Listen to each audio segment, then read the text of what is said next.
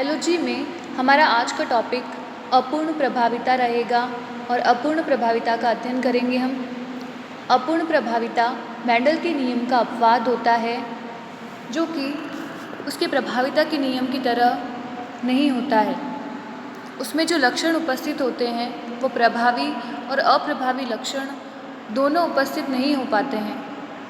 दोनों का मध्यवर्ती लक्षण जो होता है वह F1 जनरेशन के अंदर, F1 पीढ़ी के अंदर प्राप्त होता है। यदि दो पुष्प लिए जाते हैं, उन दोनों पुष्प में पहला पुष्प जो लिया वो प्रभावी लक्षण लाल रंग के पुष्प होते हैं। यदि लाल रंग के पुष्प जिसके जीन कैपिटल R और अप्रभावी पुष्प जिसका जीन स्मॉल r होता है, इनके मध्य में संकरण की प्रक्रिया जब होती है तो F1 पीढ़ी प्राप्त होती है। F1 पीढ़ी प्राप्त होने पर जो युग्म विकल्पी मिलते हैं वो कैपिटल R स्मॉल r होता है, जो कि विषम युग्मजीय अवस्था के अंदर उपस्थित होते हैं। विषम युग्मजीय अवस्था में जो युग्म विकल्पी मिलते हैं ये पुष्प न तो लाल रंग होते हैं और न ही सफ़ेद रंग के होते हैं। इसका अर्थ यह है कि इनमें न तो प्रभावी लक्षण उपस्थित होता है पूर्ण रूप से और न ही अप्रभावी लक्षण पूर्ण रूप से उपस्थित होता है।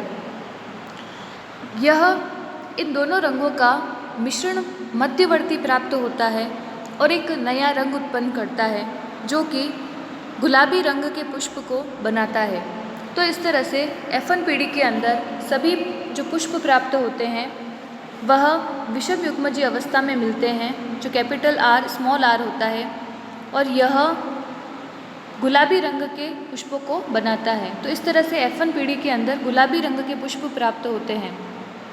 यदि F1 जनरेशन के मध्य में जो कैपिटल R और कैपिटल R है, कैपिटल R स्मॉल r है, इनके द्वारा F2 पीढ़ी को प्राप्त किया जाएगा। तो F2 पीढ़ी प्राप्त करने के लिए इनके मध्य में स्वपरागण की प्रक्रिया करवाई जाती है।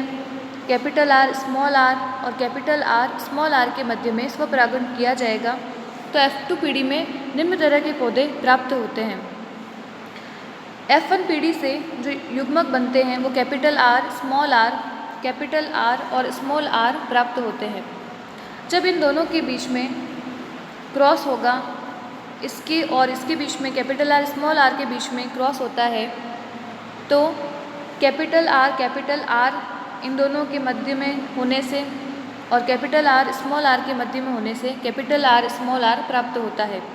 इसी तरह से कैपिटल ये स्मॉल r और कैपिटल R इनके मध्य में क्रॉस करवाने से कैपिटल R स्मॉल r प्राप्त होता है, जो कि गुलाबी रंग के पुष्प होते हैं। इसी तरह से स्मॉल r और इस स्मॉल r के मध्य में क्रॉस होने से अप्रभावी लक्षण वाले सफ़ेद पुष्प प्राप्त होते हैं। F2 जनरेशन में 3 प्रकार के पुष्प प्राप्त होते हैं। पहला प्रभावी जो लाल रंग के पुष्प होते हैं, दूसरा गुलाबी रंग के और तीसरे सफ़ेद रंग के पुष्प प्राप्त होते हैं।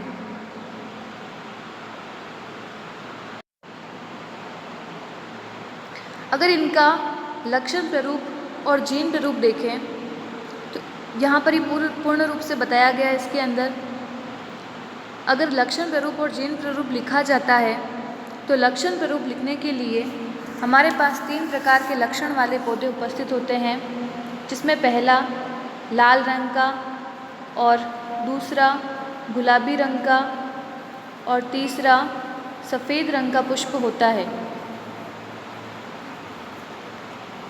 पहला जो लाल रंग के पुष्प प्राप्त होते हैं वह 1, गुलाबी रंग के 2 और सफ़ेद 1 प्राप्त होता है। तो इस तरह से लक्षण प्रारूप 1:2:1 प्राप्त होता है। यदि हम जीन प्रारूप की बात करें तो हमारे पास पहले प्रकार का जीन जो मिलता है, जीनी प्रारूप मिलता है, वो कैपिटल R, दूसरा प्रकार कैपिटल R स्मॉल r होता है और तीसरा स्मॉल r प्राप्त होता है। यदि इनका अनुपात देखें तो capital R 1 capital R small R 2 और स्मॉल आर 1 प्राप्त होता है। तो इस तरह से अपूर्ण प्रभाविता में जीन प्ररूप हो चाहे लक्षण प्ररूप हो, दोनों 1:2:1 प्राप्त होता है। ये रेड फ्लावर, लाल फूल, लाल पुष्प, ये सफ़ेद पुष्प, कैपिटल आर, स्मॉल आर, ये जनक, ये F1 जनरेशन मिलती है। F1 जनरेशन में सभी पौधे जो होंगे कैपिटल आर, स्मॉल आर, सभी गुलाबी पौधे प्राप्त होते हैं। यहाँ पर सेल्फ पॉलिनेशन, स्वपरागण की प्रक्रिया करवाई जाएगी और स्वपरागण करवाने के पश्चात 3 प्रकार के पुष्प हमको मिलते हैं। पहला कैपिटल आर, दूसरा कैपिटल आर स्मॉल आर जो कि पिंक गुलाबी रंग के होते हैं, और तीसरा स्मॉल आर जो कि शुद्ध सफ़ेद होते हैं।